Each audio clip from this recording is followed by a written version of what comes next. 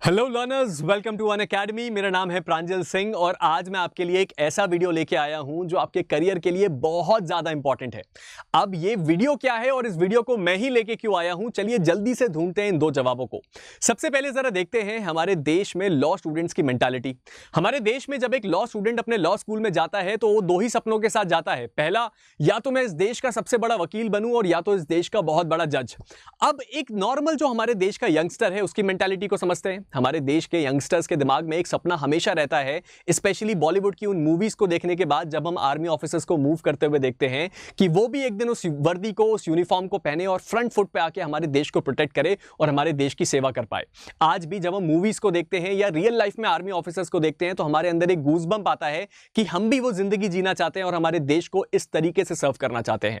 अगर मैं आपसे कहूं कि ये लॉ स्टूडेंट का सपना और एक यंगस्टर का सपना अब मिल सकता है और एक कॉमन सपना बन सकता है, हर एक लॉ स्टूडेंट अब एक जज भी बन सकता है, एक वकील भी बन सकता है और आर्मी में बन सकता है, तो आपको कैसा लगेगा? आज का हमारा वीडियो इसी टॉपिक के ऊपर है। और उसके साथ ही साथ दूसरा सवाल कि इस वीडियो को लेके मैं क्यों आपके साथ आया, मैं इसलिए आया क्योंकि इस एग्जाम में थोड़ा सा एक्सपीरियंस है मेरा और थोड़ी सी तैयारी करी है मैंने इस एग्जाम की, तो शायद मैं आपके साथ कुछ ऐसे इनसाइट शेयर कर पाऊं जो आपके बहुत ज्यादा काम आए। शुरुआत करते हैं हमारे आज के इस वीडियो की, जिसमें हम देखने वाले हैं हाउ टू बिकम अ जज और an advocate in the Indian army.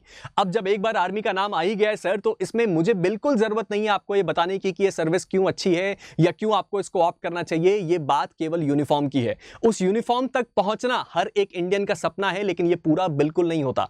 केवल इन फोटोज को देख के हमारे अंदर ऐसा गूज़बम्प आ जाता है कि यार काश हम भी वो जिंदगी जी पाते, लेकिन अब ये जिंदगी आप जी सकते हैं क्योंकि ये बिल्कुल पॉसिबल है। शुरुआत करते हैं हमारे आज के इस वीडियो की। सबसे पहले हम ये तो समझ लें कि मैं बात किस बारे में कर रहा हूं। ये कौन सा पद है, आप ऐसी हवा में बात कर रहे हैं या रियली पॉसिबल है? बिल्कुल पॉसिबल है। मैं बात कर रहा हूं एक जैग ऑफिसर की, जो कि इंडियन आर्मी में होता है, जिसका फुल फॉर्म है जज एडवोकेट जनरल। ये कैसी बात हुई? जज है कि एडवोकेट है कि जनरल है? भाई हम आपको बताते हैं।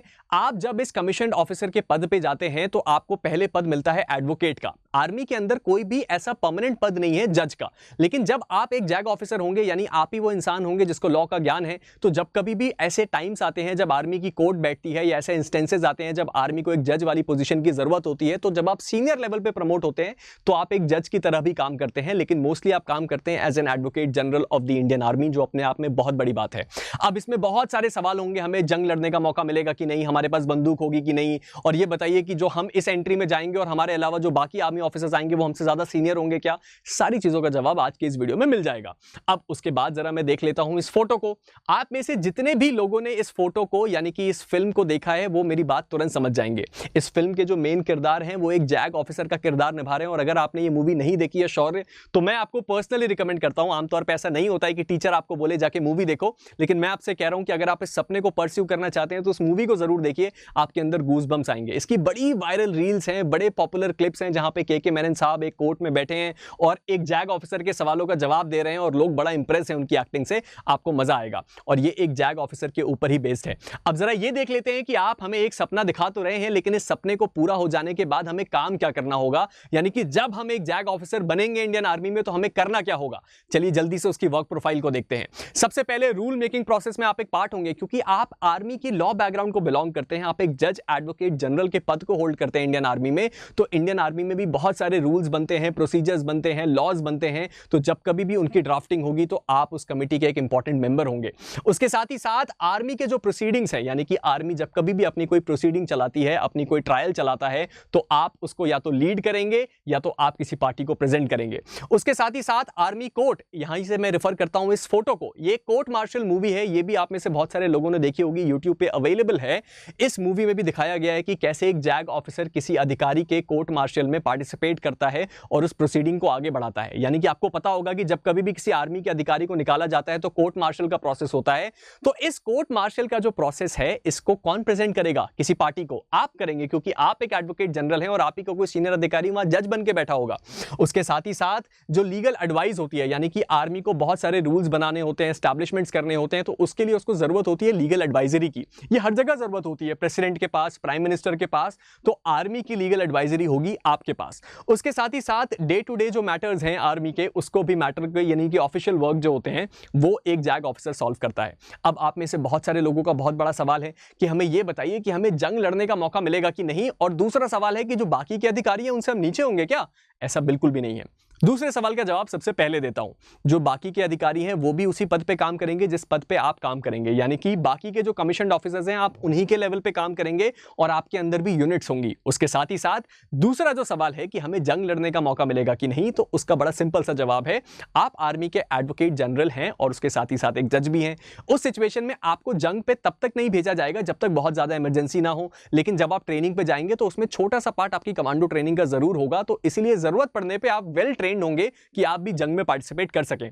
उसके साथ ही साथ जब आप अपनी ट्रेनिंग कंप्लीट करते हैं तो आपको 2 साल के लिए लद्दाख में सर्व करना होता है, और वो अपने आप में एक ऐसी टेरेन है जहां आपको जंग का पूरा फील आ जाएगा। तो ये बात तो क्लियर हो गई कि सर हमारी वर्क प्रोफाइल कैसी होगी। चलिए आगे बढ़ते हैं।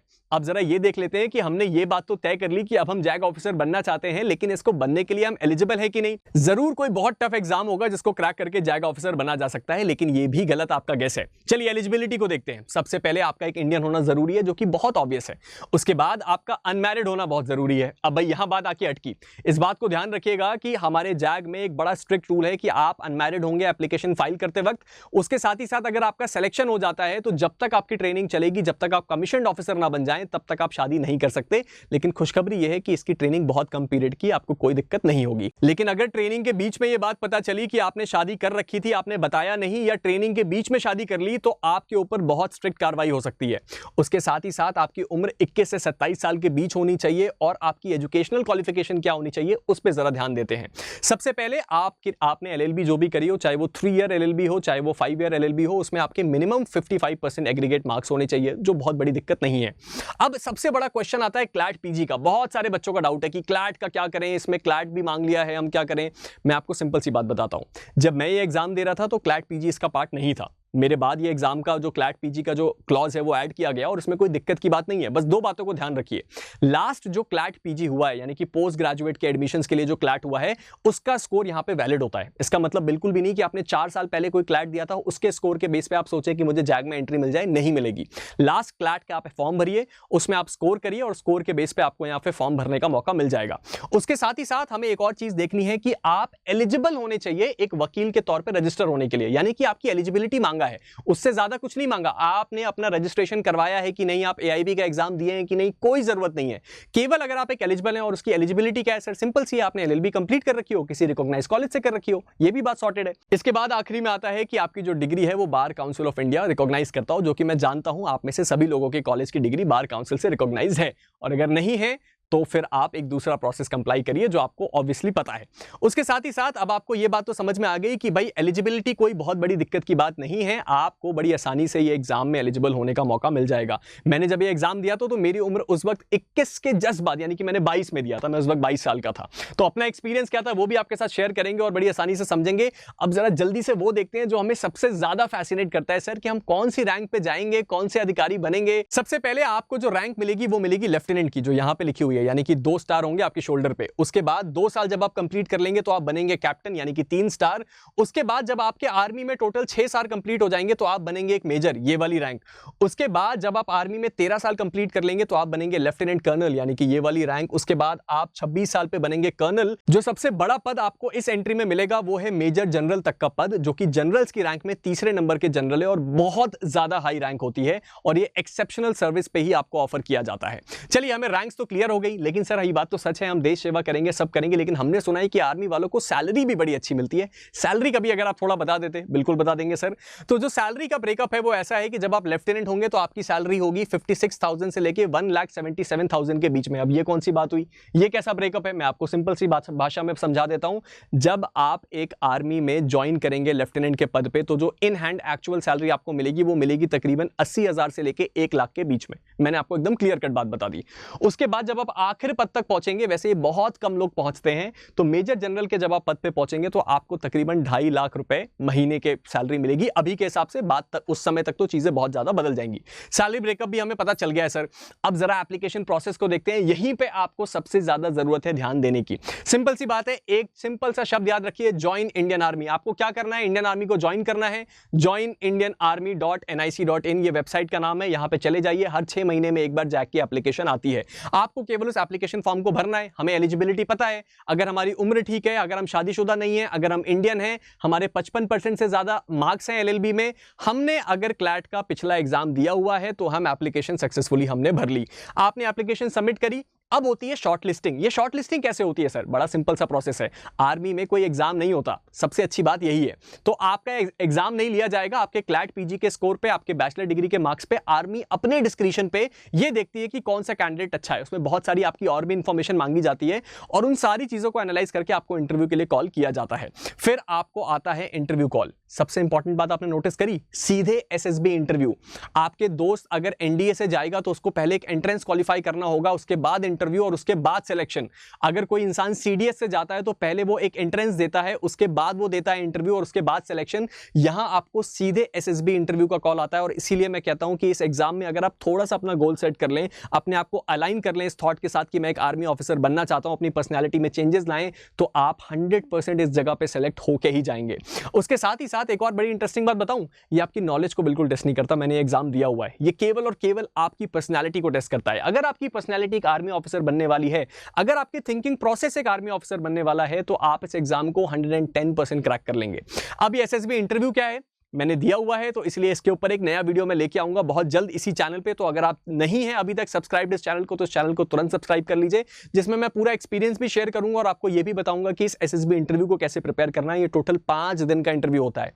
आखिरी में आता है इसमें एक क्या कॉन्फ्रेंस, और अगर आपने उस कॉन्फ्रेंस को क्वालिफाई कर लिया, यानी कि आपका एसएसबी इंटरव्यू क्रैक हो गया, तो आप आ जाते हैं मेडिकल एग्जामिनेशन पे। कई लोग मेडिकल एग्जामिनेशन में बाहर हो जाते हैं, लेकिन हमें अभी उतना आगे का नहीं सोचना है। हमें बस इतना ध्यान देना है कि मेडिकल एग्जामिनेशन हमारा क्लियर हो जाएगा, हम पॉजिटिव हैं, हम फिट लोग हैं। तो मेडिकल एग्जामिनेशन क्लियर होते ही आपका निकलता है मेरिट लिस्ट इंडिया के सारे एसएसबी सेंटर्स का एक साथ। फिर जितने पद होते हैं उतने टॉप के लोगों को मार्क्स के बेसिस पे सिलेक्शन दे दिया जाता है। सिंपल सा प्रोसेस। और उसके बाद आपकी आती है ट्रेनिंग। लेकिन अब आपको लगा होगा हैप्पी एंडिंग हो गई सर, ट्रेनिंग आ गई, खत्म सब। सबसे इंपॉर्टेंट बात, जो सबसे अच्छी बात है, पता है क्या? आप में से ज्यादातर लोग गेस करेंगे कि ट्रेनिंग होगी 2 साल 3 साल 4 साल की। नहीं सर, केवल 49 वीक्स की ट्रेनिंग है, यानी महीनों में आपकी ट्रेनिंग खत्म हो जाएगी। जस्ट इमेजिन कि आप जनवरी में किसी ओटीए में जाएं, यानी कि ऑफिसर्स ट्रेनिंग एकेडमी चेन्नई में एंट्री लें, और आप उस साल के अंत तक एक इंडियन आर्मी के ऑफिसर बन जाएं। इतनी जल्दी तो जजशिप की ट्रेनिंग भी खत्म नहीं होती। इसीलिए मैं कहता हूं कि ये एक पद ऐसा है जिसको बच्चे लाइटली लेते हैं, लेकिन आपका सपना भी पूरा हो जाएगा और आपका पैशन भी फॉलो हो जाएगा इस सर्विस को फॉलो अप करके। अब उसके बाद जरा सर्विस के बारे में थोड़ा सा देख लेते हैं कि ये सर्विस क्या है, कैसे काम करती है, क्या क्या है इसमें, कितने समय के लिए हम आर्मी में रहेंगे। तो आप लोग जो जा रहे हैं ना, वो शॉर्ट सर्विस स्कीम के अंतर्गत जा रहे हैं। अब शॉर्ट सर्विस स्कीम क्या है कि आपका जो परमानेंट कमीशन है वो है 10 साल का, यानी कि आप 10 साल तो आर्मी में श्योरली सर्व करेंगे। उसके बाद सर क्या होगा? उसके बाद आपको ऑप्शन दिया जाएगा, और आर्मी के पास भी ऑप्शन है। अगर आपकी इच्छा है कि आप परमानेंट कमीशन हो जाएं, यानी कि आर्मी में अपनी जिस भी पद पे आप रहेंगे उस पद पे जब तक रिटायरमेंट नहीं होता तब तक आप सर्व करें, तो आर्मी के पास ऑप्शन है। अगर उनको आपका काम अच्छा लगा और अगर आपको आर्मी की लाइफ अच्छी लगी और दोनों इस बात पे एग्री हो गए, तो आपको ये पद पे कंटिन्यू करने दिया जाएगा, यानी कि परमानेंट कमीशन पे। वरना आप 10वें साल पे भी अपना रिटायरमेंट ले सकते हैं। और अगर आप 10th ईयर में चाहें कि मैं परमानेंट कमीशन तो नहीं चाहता, लेकिन आर्मी को लगा कि ठीक है ये इंसान अच्छे हैं, तो आपको अगले 4 साल के लिए और, यानी कि टोटल 14 साल के लिए आर्मी में रखा जा सकता है। मोस्टली लोग इस 14 साल के टेन्योर को सर्व करते हैं। तो ये बात क्लियर है कि आप 14 साल एक मान के चलिए एवरेज समय है, लेकिन अगर आपका परमानेंट कमीशन हो गया तो आप कर्नल, मेजर जनरल की रैंक तक भी पहुंचेंगे। ब्रिगेडियर भी उसमें एक बहुत बड़ा पद है। अब इंटरेस्टिंग बात यह है कि सर 10 साल के बाद हम क्या करेंगे? ये तो बहुत छोटी सी बात हो गई, 10 साल के लिए आर्मी, उसके बाद हमारे पास कुछ भी नहीं। आर्मी केवल आपको सैलरी नहीं देता, वो आपकी पर्सनालिटी को बिल्ड करता है, वो आपके कैरेक्टर को बिल्ड करता है। और मैंने तो आज तक कभी नहीं सुना कि आर्मी का कोई ऐसा ऑफिसर जो आर्मी को 10 साल या 14 साल बाद छोड़ के आया, उसको कोई नौकरी ना मिल रही हो या उसके पास कोई काम ना हो। ये सारी चीजें आप तब के लिए छोड़िए जब आप बहुत ज्यादा और ज्यादा मैच्योर होंगे। 10 साल 12 साल 13 साल 14 साल बाद की बातें हैं। अभी इन सारी चीजों को सोच के आप अपने ड्रीम को खराब मत करिए, ये बहुत लेटर ऑन चीजें हैं। और मैं आपको एक बात गारंटी के साथ बता रहा हूं, कोई ऐसा आर्मी का ऑफिसर नहीं होता जो इतने समय में रिटायर होने के बाद बेरोजगार हो जाए या उसके पास खाने पीने के पैसे ना हो। उसके साथ ही साथ आर्मी के और भी बहुत सारे ऐसे अलाउंसेस होते हैं जो आपको लाइफ सस्टेन करने में हेल्प करता है। और जैग ऑफिसर के बाद आपकी रियल जो करियर की पॉसिबिलिटी है वो बढ़ती है। आप चाहें तो इसके बारे में जाके गूगल में पढ़ सकते हैं। तो आज का हमारा ये वीडियो था जैग ऑफिसर्स के बारे में, जहां मैंने आपको एक इंट्रोडक्शन दिया कि आप इंडियन आर्मी में जज एडवोकेट जनरल बन सकते हैं। अगला वीडियो इसके फॉलोअप में बहुत जल्दी लेके आऊंगा, जिसमें मैं मैं आपको ये बताऊंगा कि इस एसएसबी इंटरव्यू को क्रैक कैसे करना है। तो अगर चैनल को सब्सक्राइब नहीं किया है तो कर दीजिएगा। अगर आपका और कोई भी डाउट है करियर से रिलेटेड या आगे इस प्रोफेशन को कैसे फॉलो किया जाए या इन जनरल कोई डाउट है तो आप हमें नीचे कमेंट सेक्शन में जरूर बता सकते हैं। मिलते हैं एक नई वीडियो के साथ, तब तक के लिए keep stay motivated and keep working hard. Thank you.